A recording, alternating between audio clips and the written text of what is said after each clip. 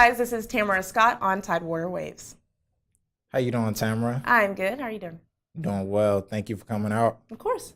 Absolutely. Yes. Yeah.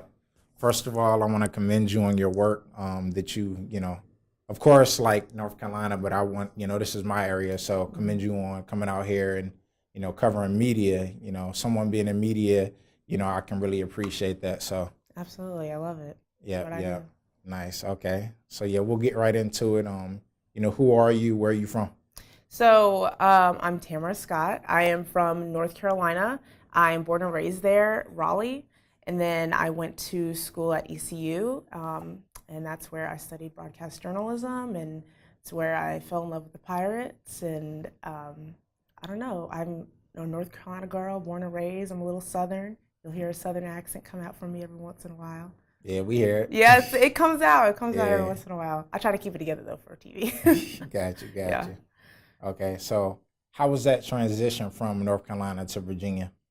I mean, just like any sort of change in your life, there were difficult parts, just kind of realizing that I'm moving to a whole different state, kind of all on my own. I knew a couple people up here, so that helped the transition. So I guess you could break it down from professional to personal transitions. Personal felt like it was a good move. I was really confident in where I was going, and it's by the beach, so I felt really happy to be somewhere that was kind of uplifting spiritually and, kept my, emotionally and everything like that. The transition from work, from one place of work to the next, I was still under the same company, so I knew kind of how things worked, not just as far as the industry, but as far as like the technicality stuff of the job. But I mean, like any other change in your life, there's going to be hiccups. When you first get here, I don't know anyone. I don't know how to work the tunnels. I don't know when the bridges are going up. You get stuck behind those things. But you work through it. And I think that's like the most fascinating and exciting part about moving somewhere new, because you do get to show yourself and prove to yourself that, okay, that is kind of like a hurdle, but you got over it. Right. So then you can get over the next one.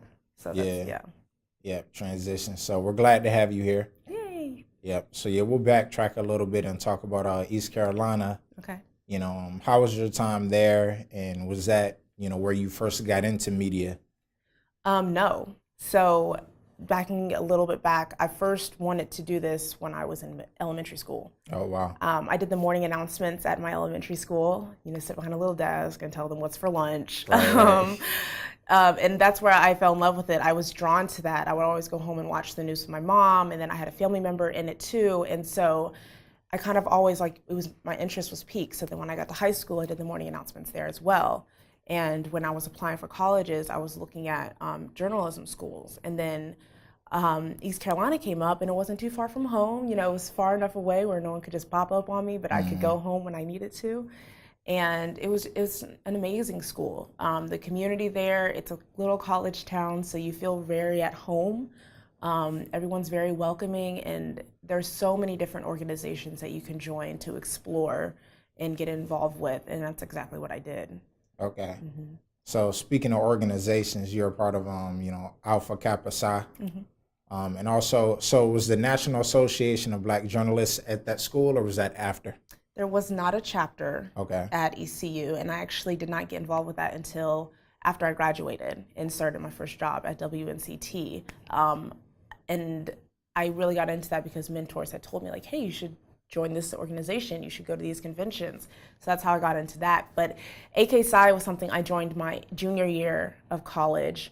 I was really wanting to, there weren't many Black Greek organizations on campus active. So I wasn't really too into that, but I did want to join some sort of organization that I could grow with and that I could make lifelong friendships with and learn something from.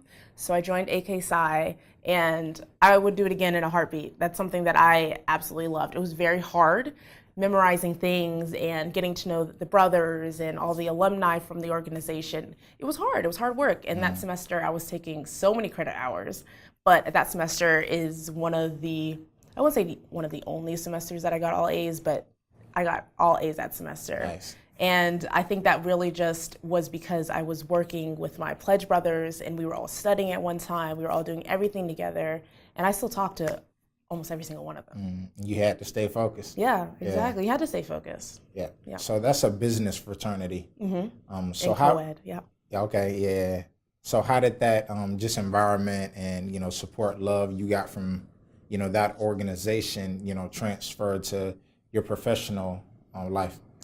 I think everything that I learned there, I have taken from that into my professional life. When you join an organization like that and you're introduced to people who you may not have been involved with otherwise, you really open your horizons and you become kind of more open to how people think and how people see the world and what they need to succeed. And so while it was an opportunity for me to, learn how to write a great resume and how to speak in front of a crowd, it was also an opportunity for me to listen and to hear people and to how do you grow yourself from there? How do you grow a business from there? How do you grow professionally from there? Because when you think about the world and you want to succeed, you can't do that without other people.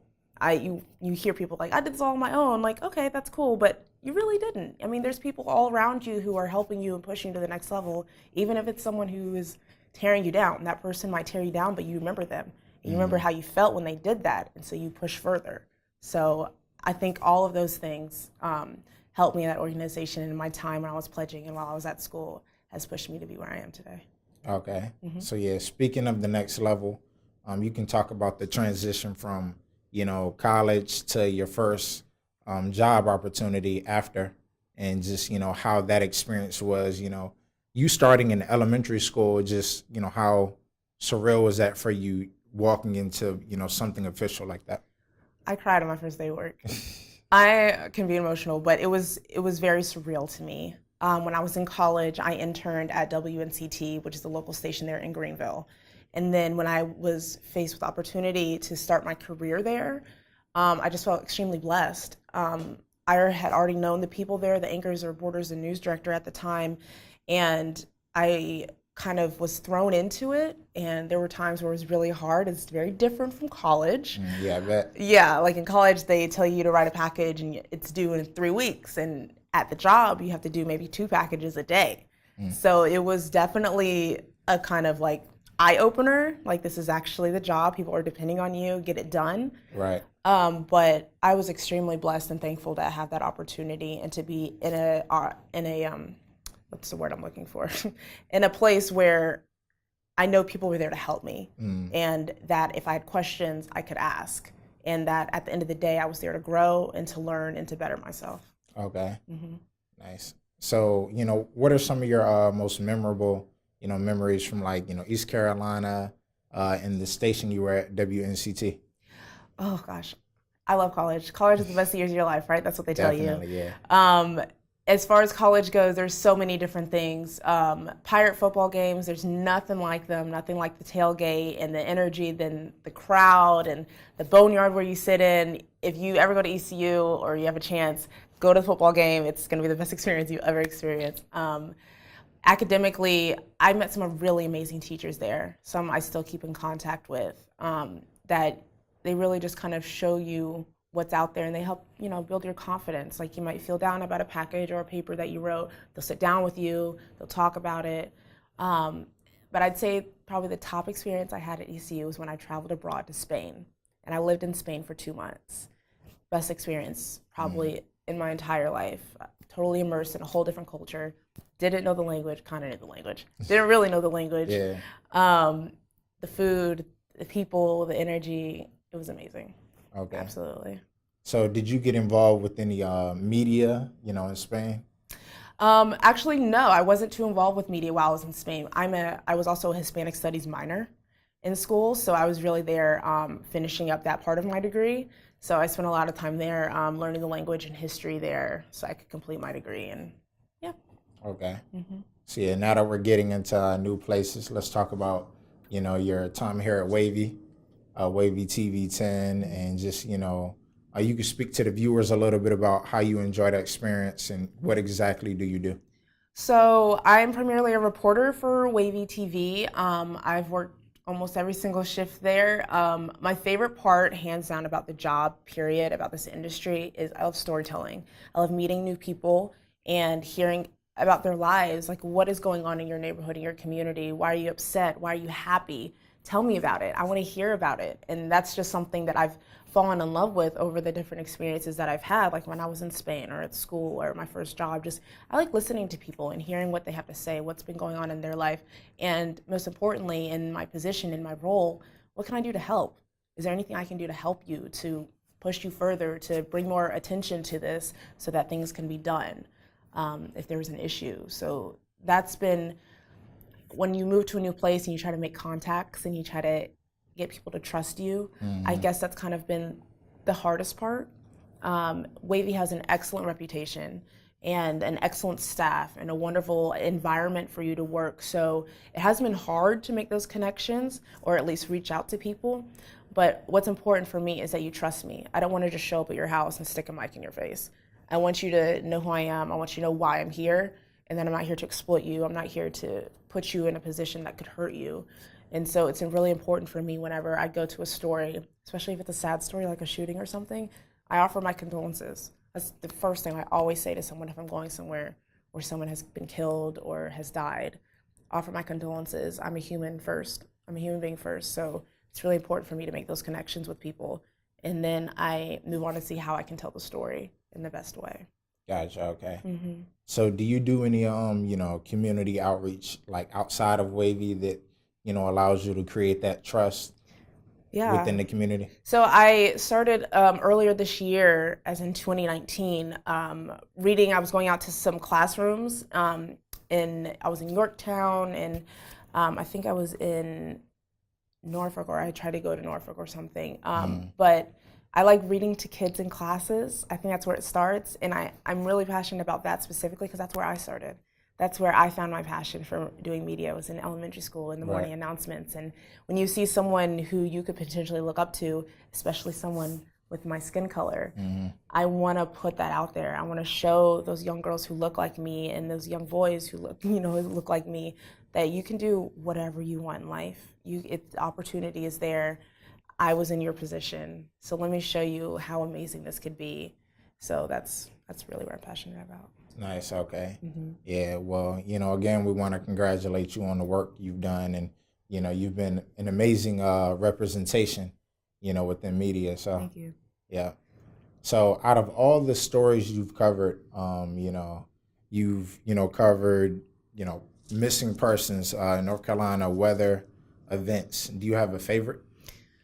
Oh, favorite is such a complicated word in this business because right. Yeah. Okay. Well, not favorite, but just most memorable. Most memorable? Yeah. Okay. Well, I'll talk on the one that you mentioned. Back in, I guess it was 2017, Mariah Woods went missing in North Carolina. And at first, when you hear that a child goes missing and you're put on a story, the hope or the thought first comes, oh, they'll pop up in a couple of days, they're just off with a family member, or they just stumbled out of bed the night and you'll find them in the woods. That happened more recently. But this story in particular became more interesting as the days went on, as the hours went on, because more things were becoming it was so suspicious. Like, what has happened to this young child? There's so many things that were like crumbs left behind that people were trying to figure out. And what made this one so memorable for me was because it started off as a local news thing. All the stations in this area were covering it, but then Raleigh started covering it, and then other states started covering it, and then national news started covering it. And so I was in a position where I was not only reporting for my little station in Greenville, but I was reporting for other states. I was reporting for other cities who were just trying to get an understanding of what's going on. So it kind of exposed me to the rest of the country in a sense. I mean, I wasn't on national news at all that I know of, but I felt like I was really that connection that people needed to what was going on there. And it kind of brought it all big picture.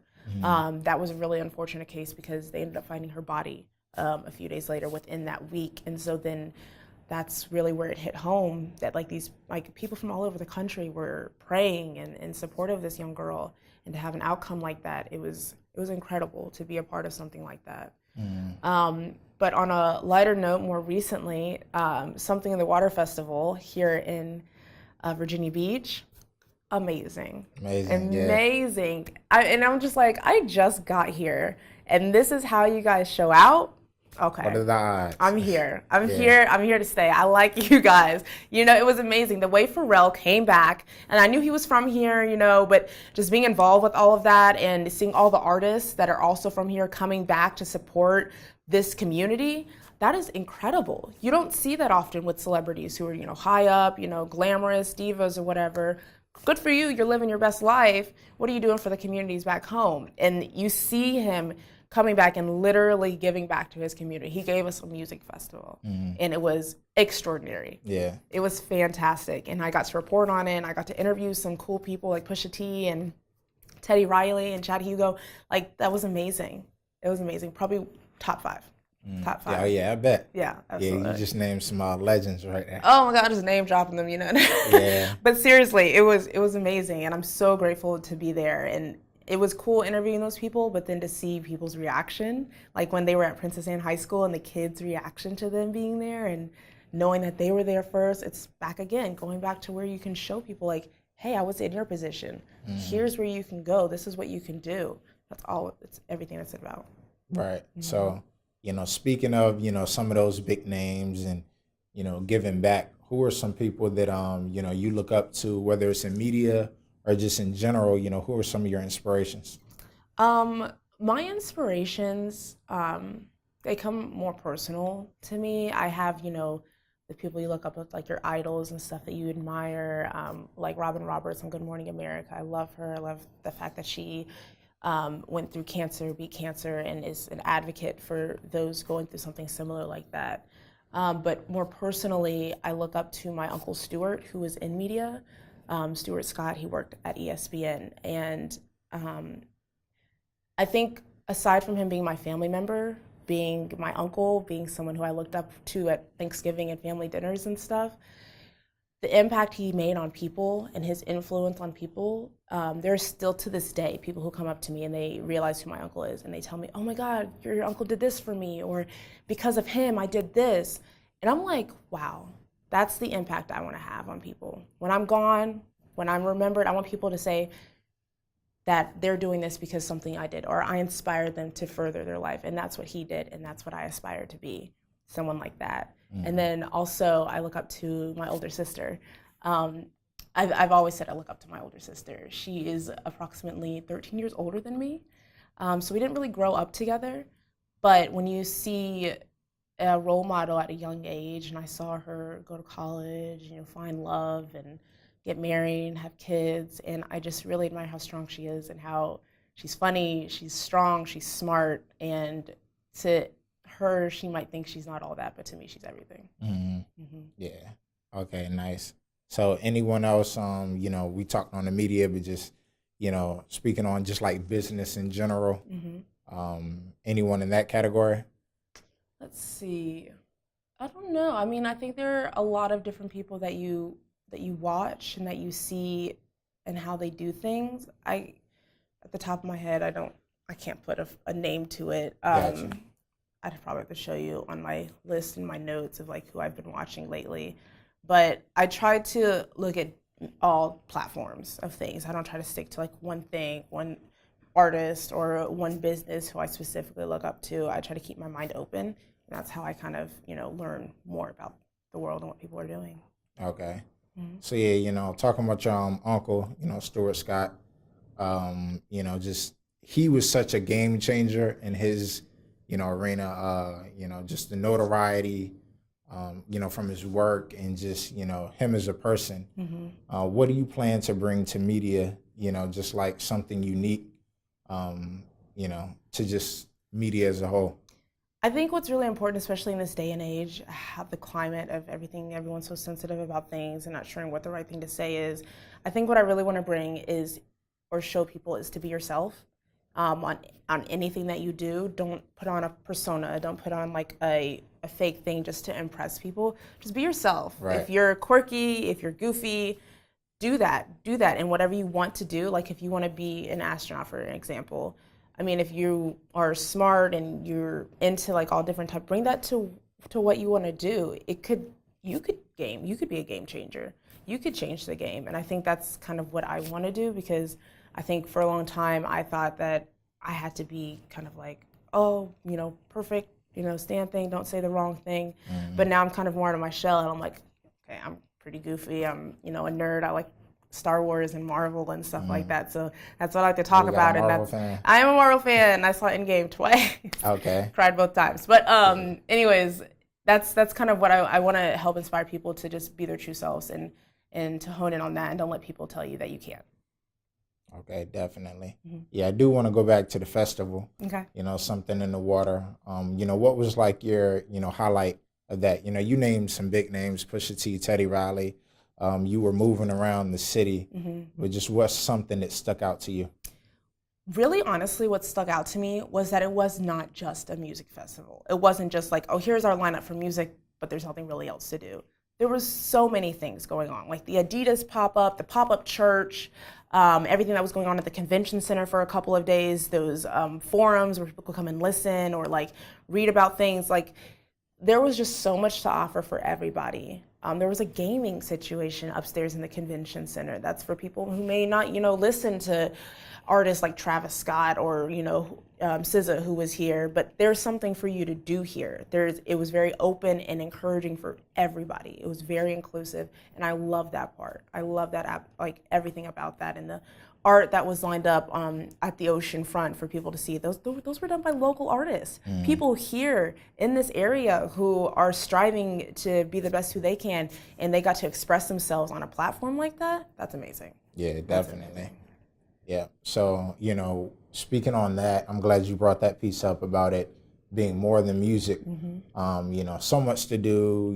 The way he just curated everything was just absolutely perfection. So, I know it's been a lot of development in the area. Are you not really excited, but how is it being from the media perspective and getting that, getting it on your desk first, like that firsthand, point of view? How is that? Just trying to think of how to. No, I think I know what you're saying. I mean, it's an amazing feeling. I like when I'm new here, so I really haven't seen firsthand the history of how things have changed in this area from the beginning, but seeing like the mind working and hearing our leaders talking about what things can change here and seeing it mapped out and where it can go and the potential that things have, it's fascinating. And being able to question people about that. Like, what do you think about that? Why is this something that you want to bring here? What if this happens? Have you asked these people how they feel about this? You get to pick people's mind. You get to understand what the vision is and where it can go. And being able to kind of see that prior or firsthand, as you said, like right on the desk, you feel really blessed to be able to be in that position. Yeah, so thank you for bringing it full circle. That's what I was kind of getting at. Just like, well, you not really being from here, I'm pretty sure you have like a, history on Virginia, but, we're definitely, I feel like, on track to hit, bigger market like Atlanta, New York, LA. Oh, yeah. Yeah, with all of that going on. There's definitely potential here. Absolutely. Yeah. There's so much potential down in Virginia Beach at the ocean front. I think Something in the Water showed that. Showed what we can really bring here, the attention we can bring here, the talent we have here, the opportunities here, not just in Virginia Beach, but throughout all of Hampton Roads and all the 7 cities. There's so much potential. There's so many people out there who can help and who need help, and there should definitely be attention to that. Right. So yeah, speaking on, these, big cities, what's a dream location or like a dream job for you?